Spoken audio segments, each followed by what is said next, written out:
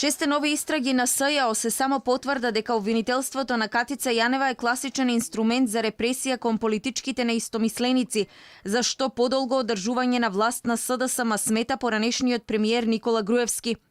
Затворањето на рускиот клириншки долг кон Македонија, набавка на 202 двокатни автобуси, легализација на базни станици, медиумско рекламирање, СЈО ги обработува во новите истраги.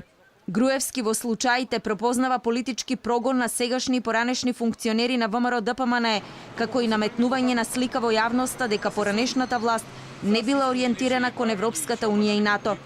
Очигледно од илјадници инвеститори и компании кои работеле во Република Македонија избрани се компании од Русија, Турција и Кина, се со цел да се создаде слика дека ВМРО ДПМН е било политички и економски ориентирано кон овие држави, за да тоа, а не кон НАТО и ЕУ државите, иако јавно е познато дека по сите параметри, независно дали е увоз-извоз или странски инвестиции, над 90% од соработката се со компании од држави членки на Европската унија и НАТО, како Германија, Британија, Америка, Белгија, Италија, Холандија и така натаму.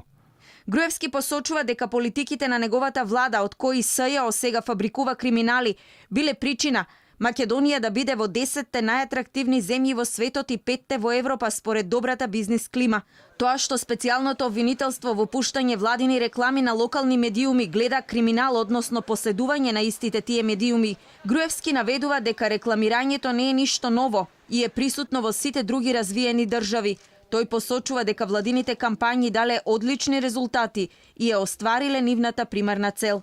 За жал, речиси, година и половина живееме во време во кое нема што да се промовира. Владата не прави реформи и не дава нови можности на граѓаните, од што би произлегла потреба за нивно подетално информирање со цел искористување на тие можности. Владата се занимава само со политички прогон на политичките противници, зашто преку закани од различен тип ги контролира најголем дел од медиумите, кои притиснати од тоа даваат поддршка на политиките на владата и политичкиот прогон и фабрикувани случаи и монтирани случаи под притисок и како што бара СДСМ го прикажуваат како наводен криминал.